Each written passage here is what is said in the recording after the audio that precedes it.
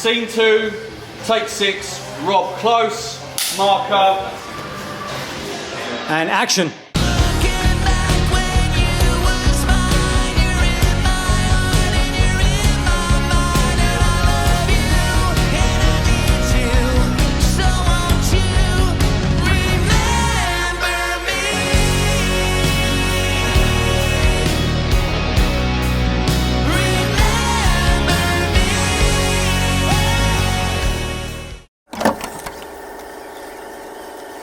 My name is Roxxi Symons and I am the director and producer for Midnight Arc Productions. We do it all for love. The inspiration behind this video was by a band called Cinderella. They made a video back in the 80s, a single called Nobody's Fool. That's the kind of look and the vibe that the band were after. So when I was location scouting, I found this really cool place called The Space in Leigh-on-Sea in Essex, which is run by this hugely talented photographer, a guy called Graham Cann. The biggest challenge we had was to light the band without washing out any of the coloured lights we were using for the background. So at The Space you've got this white infinity cove and it enables us to light the background with some kind of coloured light. You punch that light in and that's how you get the colours. So what we wanted to do was try and achieve something near how Cinderella lit their video. So Graham and I spent hours and hours just trying to test that and trying to get that balance right. We still had to do a lot of colour grading in post just to get that balance right of the colours really coming to life in the back and the band being separated and exposed individually. The top-down lights we used were provided by Graham from the studio, which were 3 powerful bi-colour lights, which we mounted to the rigging. That was just to give the band some kind of backlight, some kind of hair light, and also give them more separation from the coloured background we were using.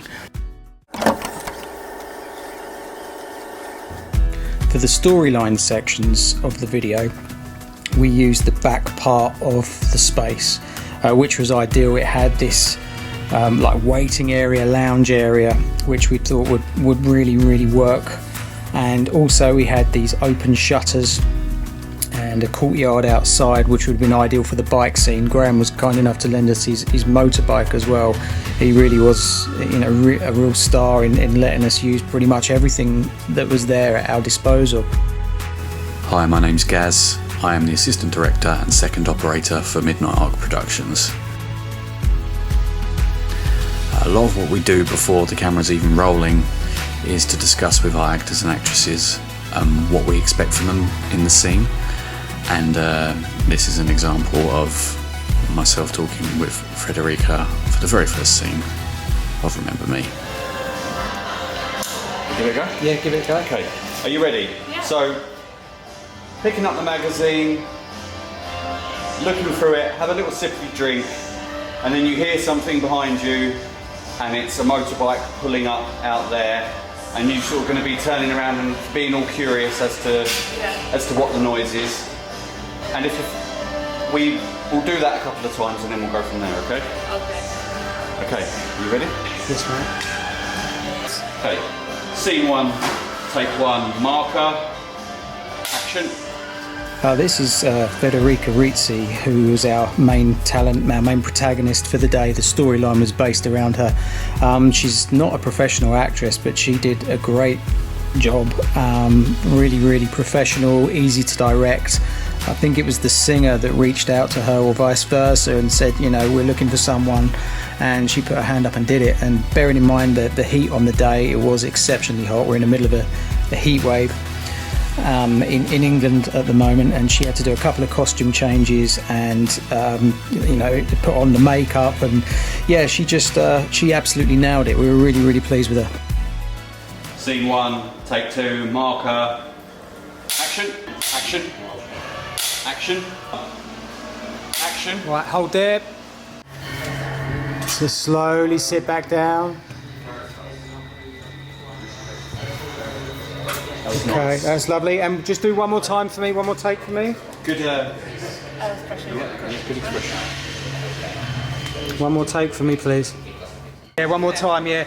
Don't look at the camera. Don't. Just make eye contact with me. I know I look like Johnny Depp, but look at him. To enhance the illusion of like a dreamlike state which she was about to enter, we put these fans on Federica, probably by more accident because it was really hot in there. We left them on and we looked at them in camera and they looked great. I think it just added to the whole illusion that she was about to be, you know, greeted by this rock star or something was coming, you know. Don't look at the camera. Don't look at the camera. No smiling.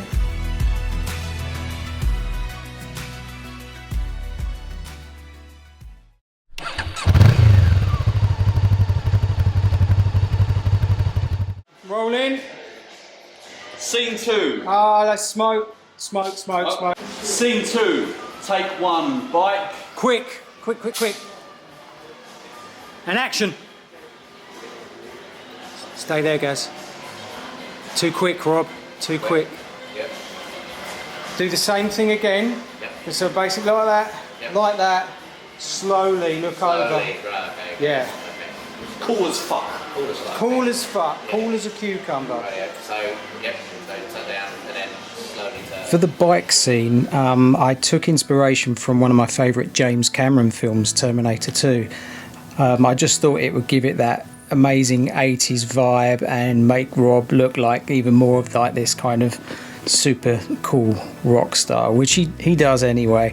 As you can see in the background, I'm having some issues with the smoke machine, which decided to recalibrate itself for some reason, and that took a good 5-10 minutes to sort out. We had a whole bunch of unwanted sunlight, so we had to rig up this giant negative fill sheet just to block that off and also give us a little bit more contrast and depth in the shadows.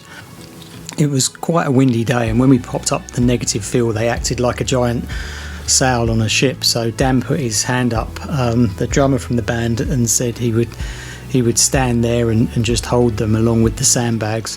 And he's actually stopping that entire bit of rigging that we just jimmied up to stop falling on top of me and on top of Rob. We did in fact forget that he was there, and about 30 minutes later he popped his head out and was like, hi guys, can I come out now? Okay, that's good, right? Like the raised eyebrow, that was good. Right, let's get a fuck ton of smoke in here. We're rolling. Loads more haze. This is 80s. We had a whole bunch of smoke blowing in from the back. I wanted that over-exaggerated, 80s feel. It was an 80s video, so let's go 80s, let's go big. Rob was excellent, took direction really well. Stop smirking, Rob. And he was kind of glad that we didn't ask him to actually ride the motorbike because he can't ride motorbikes apparently.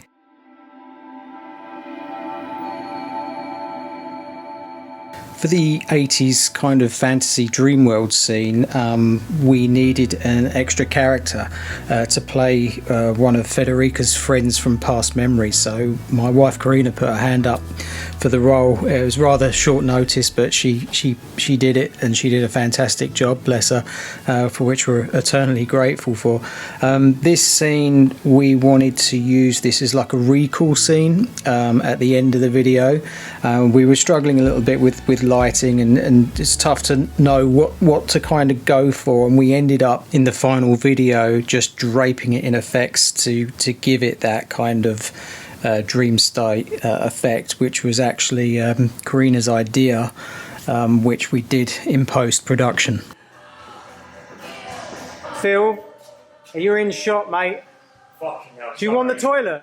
Yeah. Quick, go to the toilet then. Sorry guys, I completely. You're right. Yeah. Remember? Right, let me just get the ladies and gents out of the shot. That'd be fine. All the time on set, Richie and I are interacting with the people who are being filmed, and here's a pretty good example of me encouraging Frederica with my terrible singing voice to sing along with the song. In the final edit, it looks really good.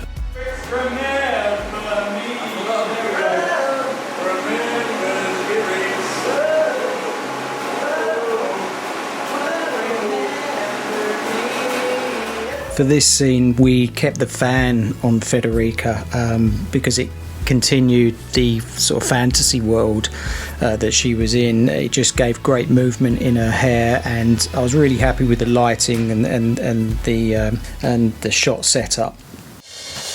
Look at Federica, walk forward, keep walking forward. So this was kind of like the outro band dream scene, which is crucial to the story because it pulls everything together. It tells the story of Federica watching the band perform for her live, and it's the only time on camera you actually see any kind of interaction with them both. So that was, like I said, that was absolutely crucial that we had that in to meld everything together and bring the story to life.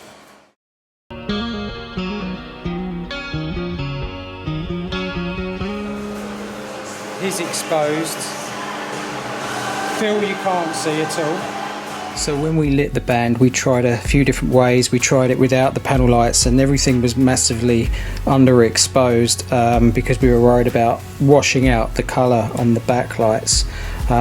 So it was a case of lowering the rigging, taking the rigging up again, setting up the lights, adjusting the power, and yeah, that took a bit of time, but we got there in the end. We made it work. Remember, Rob, it's Midnight Arc Productions.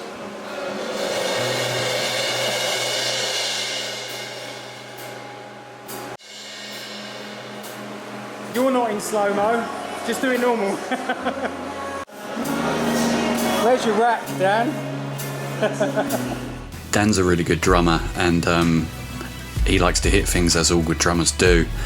And unfortunately, because of how loud his kit was, most of the time he had to mime playing the drums so the cues could be heard over the stereo system. He did a really good job with this, and you know, kudos for that. Most of the time in the video he's actually not playing the drums, which is kind of funny. The band were really keen on the idea of feathers falling from above, and initially we'd planned for the feathers to fall during the solo section only. But the band did push for a more rain-like effect to be happening throughout the whole live performance, and initially we didn't really like the idea because of time constraints and logistical issues, but we listened to them and we stuck with it, and I lugged a very heavy fan up some spiral stairs. That's great on the feathers. This is an example of one of those times where the band pushed for something and we made it happen, and we're really glad that they did because it looks really good. Another funny thing that did sort of scupper things from time to time was that Rob ended up with feathers in his hair a lot, and it kind of made him look like a chicken. Yeah, a lot of feathers. So yeah, we had to whenever he got feathers in his hair, we had to start again.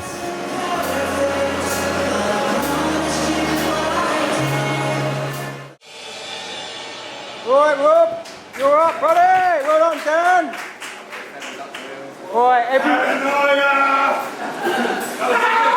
right, one more. I'm going to just do some close-ups of Rob, and then we're done. The guys from Roxxi Red were so helpful on the day, and we had a ridiculous amount of feathers to corral after every single shoot and use them repeatedly, probably more than 10, maybe 12 times. And as you can see, Rob is sweeping up, and the entire band in fact chipped in and helped me get all these feathers back together just to take up the stairs and fire all over the place again. So that was really helpful, and it would have taken so much longer without their help. This was near the end of the day's filming.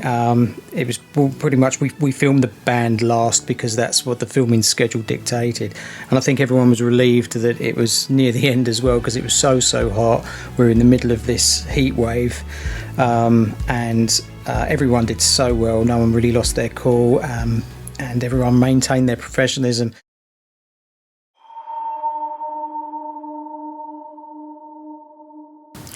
So when I met up with Rob to discuss the concept of the video, we wanted to do some kind of Alice in Wonderland meets 80s rock band. So we wanted things from her past just popping up out of nowhere to add to that illusion. And like I said, that meant bringing in loads of props, a friend from before 80s, things that might have happened in her past that were giving her a memory, hence the song name, Remember Me. Corrina, steal the phone from her. That's it. Perfect. That look was inspired by Sharon Stone's infamous scene from Basic Instinct, although it wasn't as racy. So we had this giant 4-foot softbox raised above her head on a C-stand, a bit of backlighting, some negative fill on the side of her face, and a bit of haze just to create a bit of a bit of mood. For the observant among us, you will notice that the light in the background has gone off. We didn't notice this straight away, and we actually had to scrap all the footage filmed while that light had gone out. Touch her face. That's it. Perfect. Perfect. Right, Graham, action. We also needed someone to play a butler, which I texted Graham about the week before, and he said, wow, you really are scraping the barrel. But he supplied his own costume, he had his own ideas on how he wanted to play the role, and he did a great job on the day. It was super hot, and he was super patient with this kind of motley crew turning up for the day, just wrecking his area and leaving crap everywhere. Yeah, Graham was kind enough to hang around and do that role for us. I know he had somewhere to go, so it kind of interrupted the filming schedule somewhat, so I had to juggle it around on the day. But these are some of the things you've just got to get over as a director, producer. He was so patient considering how hot it was there, and we were very lucky to have him there on the day. Richie and I do go over there and fix that light. We did in fact have to refilm all the 80s fantasy scenes again, because we hadn't noticed that had happened, and it didn't look right at all. Action, Graham.